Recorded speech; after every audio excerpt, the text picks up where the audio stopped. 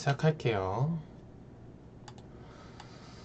오늘은 끝내기에 대해서 배워볼 건데, 끝내기는 말 그대로 마무리를 하는 단계예요. 바둑은 집을 많이 짓는 사람이 이기는 게임인데, 집을 지을 때도 이 끝내기, 그러니까 집을 잘 완성시키는 방법이 굉장히 중요합니다. 그걸 바로 끝내기라 하고요. 내가 상대방이랑 집이 뭐 똑같다 혹은 비슷하다 이런 상황에 조금 나쁘다 이런 상황에서도 내가 끝내기를 잘하면은 역전을 할 수가 있습니다. 그리고 끝내기에서 우리 오늘 선수, 후수, 역끝내기, 양선수 약간 좀 집에 대한 가치를 배워볼 건데 한번 잘 들어보세요. 일단 여러분들이 집의 가치를 알기 전에 선수, 후수, 그 다음 양선수에 대해서 알 필요가 있어요. 일단 선수가 뭐냐? 선수는 말 그대로 내가 뒀을 때 다시 내 차례가 돌아오는 거예요. 뭐 예를 들어서 이렇게 돌이 있어요. 자, 이렇게 돌이 있는데 여기서 A랑 B가 있어요. A랑 B가 있어요. A랑 B가 있는데 자, A 같은 경우는 선수라고 하고 B 같은 경우는 후수라고 해요. 무슨 차이냐? A 같은 경우는 흑 입장에서 A를 뒀을 때 백은 여기를 안 두면은 이 A 자리를 안 두면은 흑이 다음에 잡겠죠? 그러니까 A로 둬야 돼요. 그래서 흑이 단수를 쳤을 때 백은 연결을 해야 되는데 여기 1번을 뒀는데 100은 거의 무조건적으로 안 지키면 자기 돌이 잡히니까 지켜야 되는데 그럼 내 차례가 다시 돌아왔죠. 이게 바로 선수예요. 내가 뒀는데도 상대방이 지켜야 돼서 다시 내 차례가 돌아올 때 이런 게 바로 선수라고 하고요. 뭐 쉽게 여러분들이 아는 단수 같은 것들, 단수를 계속 공격하는 것들은 대부분 선수라고 생각하면 돼요. 후수는 어떤 거냐? 후수는 이렇게 내가 지켰을 때 상대방 차례가 되는 거. 보통 후수는 지키는 거를 지켰을 때 많이 하죠. 그래서 바둑에서 이렇게 선수랑 후수가 있어요. 내가 이렇게 A로 공격을 해서 상대방이 무조건 지켜야 된다. 그러면 다시 내 차례가 돌아오니까 이건 선수가 되죠.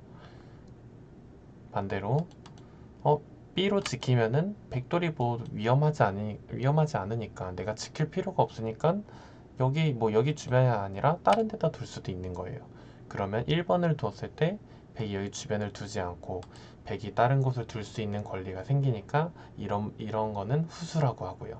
그래서 A는 선수, B는 후수입니다. 약간 이런 거고요. 양 선수는 어떤 거냐? 양 선수는 이런 거예요. 양 선수 같은 경우는 한 자리가 서로 선수가 되는 모양인데 뭐 예를 들어서 어떤 모양이 있을까?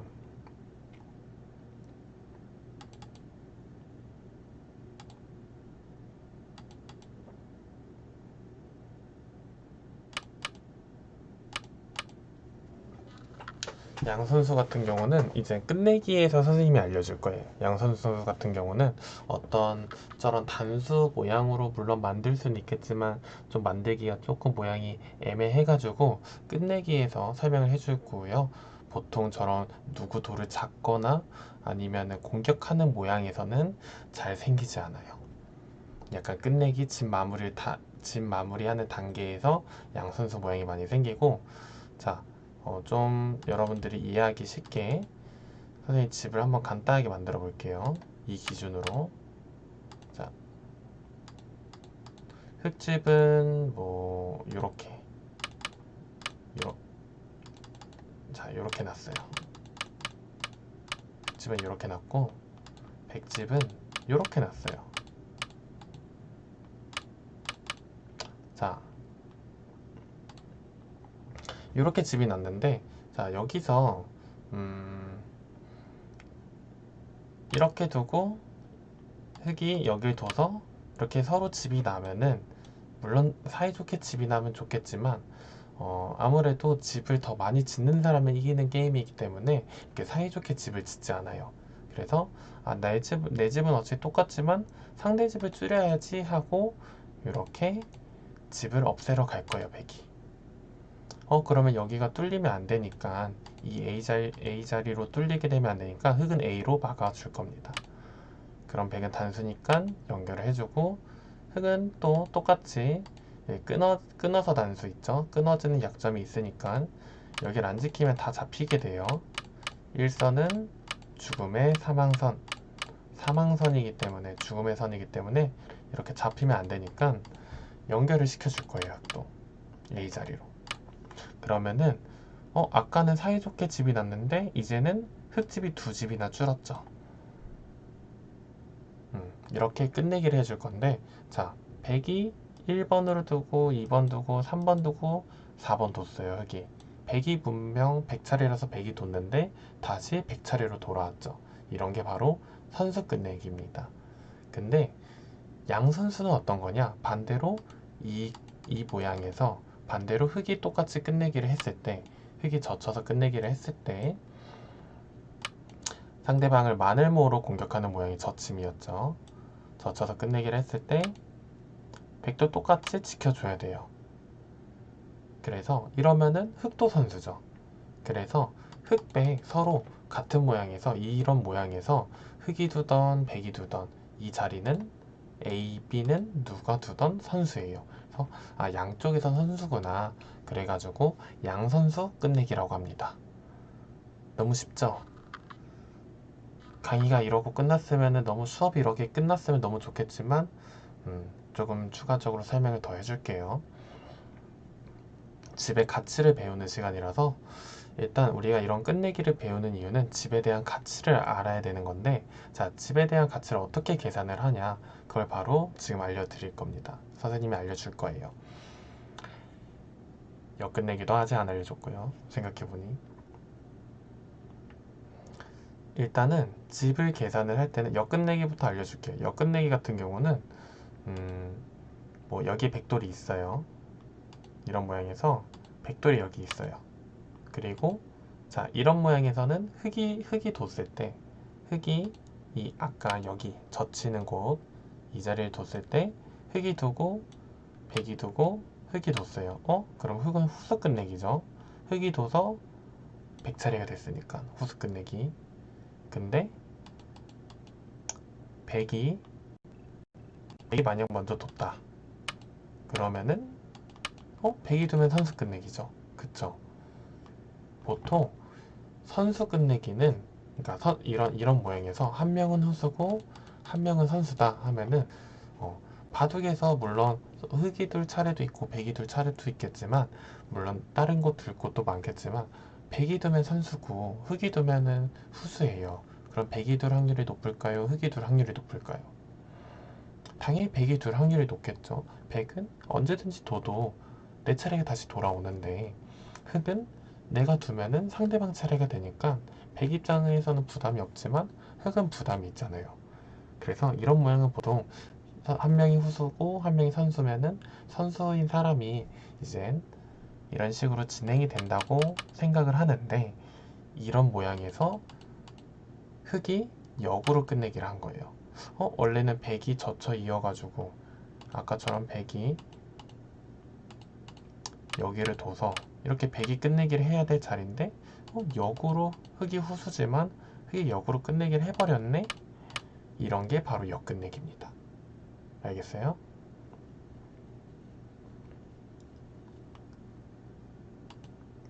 그래서 일단 선수랑 후수는 이런 거고, 그리고 역끝내기랑 양선수 끝내기는 끝내기 부분에서만 자주 나오는 단어인데 이런 차이가 있다. 양선수는 서로 선수인 거, 역끝내기는 한 명은 선수, 한 명은 후수인데 후수인 사람이 선수인 자리를 빼앗는 거라고 생각하면 돼요. 그리고 집을 계산하는 방법도 다 아다르고 어다릅니다. 자, 예를 들어서 이런 거예요. 자, 만약에 이런 모양이에요. 이 모양에서 자, 흙이 여기다 뒀어요. 흙이 여기다 뒀어요. 백이 여길 지켰어요. 흙이 연결했어요. 그러면은 백집은 한 집이 났죠. 흙집은 하나, 둘, 세 집이 났죠. 이거를 잘 기억해야 돼요. 백은 한 집, 흙은 세 집. 자, 반대로 백이 여기다 뒀어요. 흙이 지키고 연결하고 지키고, 그러면은 백은 하나, 두 집이 나고 흙은 반대로 한 집이 났어요.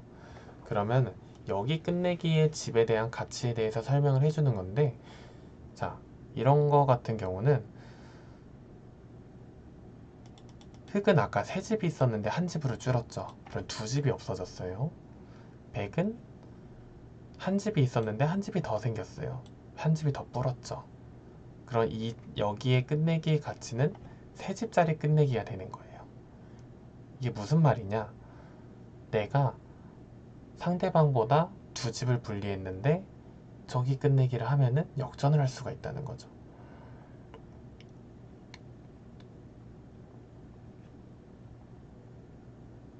왜냐하면은 만약에 이 모양이었어요. 이 모양이어서 이렇게 여기 이런 모양이었는데, 집이 뭐 30대 30이에요. 아니면 뭐 내가 30이고 상대방은 31이에요. 근데 내가 여기서 여기 젖혀 이었다. 그러면은 나는 원래 한 집이 나는 건데 한 집이 더 불었고 두 집이 됐고, 상대방은 원래 세 집이 나는 자리인데 한 집이 됐죠. 그럼 두 집을 줄고 나는 한 집이 더 플러스가 되고 상대방은 마이너스 두 집이 되는 거니까 세 집짜리가 되는 거예요. 오케이? 근데 여기 그냥 순 집에 대한 거는 이런 세 집인데, 이게 역끝내기냐 아니면 양선수냐에 따라서 집에 대한 가치가 달라져요. 이게 무슨 말이냐? 이런 거예요.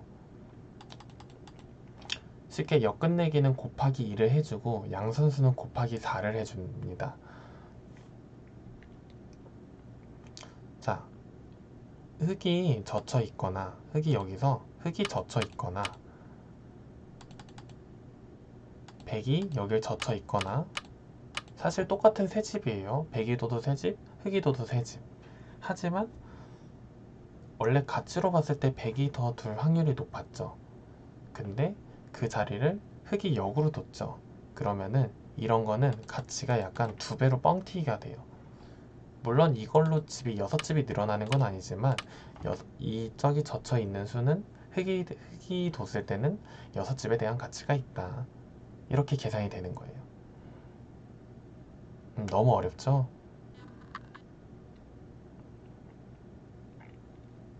뭐 쉽게 얘기해서 뭐 선생님 앞에 지금 지갑이 있는데, 선생님 지갑이 있어요. 이 지갑이 있는데 이 지갑이 선생님이 처음 샀었을 때는 뭐 한 10만 원이었어요. 10만 원이었는데 이 갑자기 뭐 엄청 희귀한 지갑이 된 거죠. 이 지갑을 더 이상 팔지 않아. 품절이 되고 단종되고, 이 지갑을 사고 싶은 사람들이 너무 많아졌어. 그래서 이 지갑을 막 선생님은 10만 원을 주고 샀지만 다른 사람들이 사고 싶어 해서 이 지갑 가치가 20만 원, 30만 원, 40만 원, 50만 원 오르게 되는 거예요. 그런 것처럼 이것도 원래는 그냥 뭐 집은 사실상 새 집이에요. 똑같아요. 근데 백이 두고 싶은 자리를 흙이 빼앗았잖아요. 그러니까 말 그대로 선수인 끝내기를 역으로 후수로 빼앗았으니까 세 집에서 곱하기 2를 해줘서 여섯 집이 되는 거예요. 반대로 양선수였다. 뭐 여기서 돌이 없었다. 그러면은 이거 양선수 끝내기잖아요. 이런 거 같은 경우는 이제 흙이 젖혀 이으면은 백 한 집, 흙 세 집.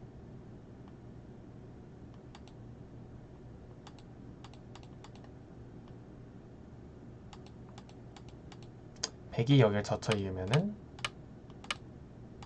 흙 한 집, 백은 세 집. 자, 그럼 몇 집 차일까요? 저기 집은 몇 집 차일까요? 아까는 100이 한 집이었는데 지금 세 집이 났으니까 두 집 차이가 나고, 흙도 아까는 세 집이었는데 한 집으로 줄었으니까 두 집 차이. 그러면은 저기는 네 집 차이가 되는 거죠.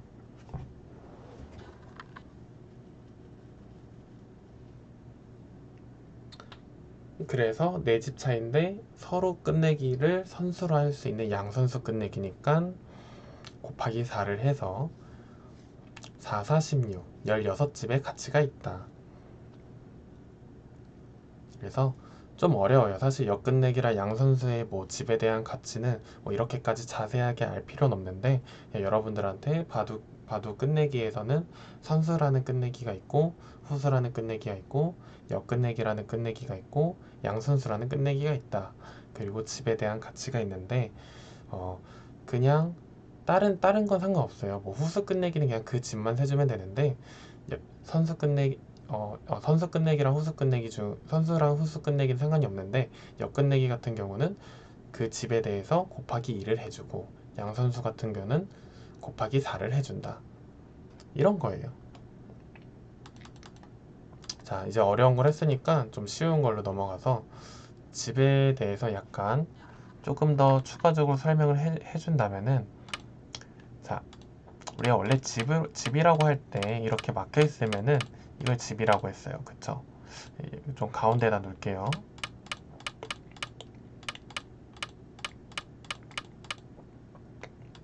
자, 이렇게 있으면은 하나, 둘, 셋, 넷, 다섯, 여섯 집이죠.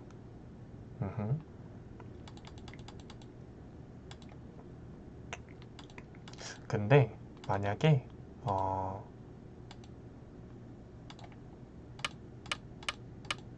백돌이 이렇게 있었어요. 이렇게 있었고 흙이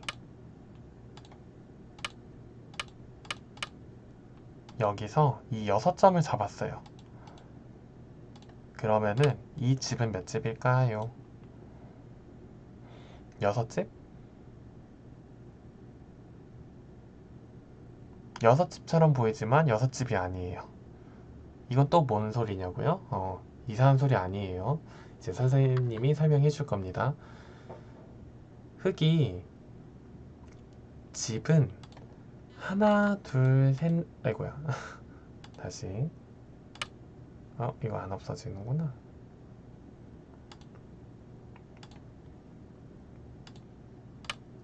선생님이 집은 하나, 둘, 셋, 넷, 다섯, 6개가 생겼죠. 흙은 6집이 생겼는데 백돌 6개를 잡았잖아요.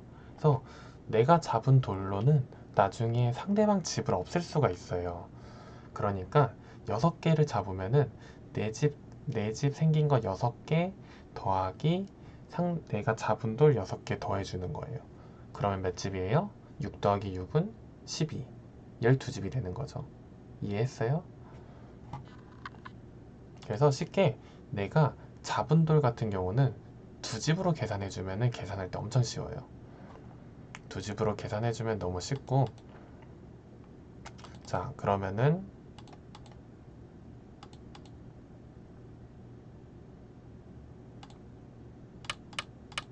흙집이 이렇게 났어요. 이렇게 났는데 백돌이 여기 있어요. 게임 같다. 자, 이렇게 있어요. 그러면은 이 집 모양은 몇 집 모양일까요? 이것만 알면은 오늘 수업 끝이에요.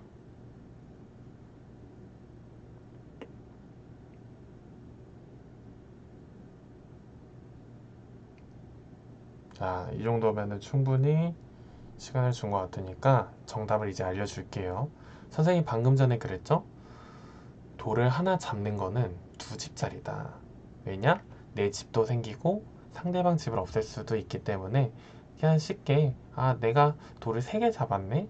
그러면은 여기 이렇게 3개 잡았네? 그러면 이 잡은 돌은 두 집으로 계산해주면 돼요. 그러니까 3개를 잡았으니까 6집이죠. 6집이고 나머지 집들을 세줍니다. 하나, 둘, 셋, 넷, 다섯, 여섯, 일곱. 그러면은 몇 집이에요? 13집이죠. 여기서 만약에 13집으로 얘기를 안 하고 10집으로 얘기한 사람들은 틀린 거예요.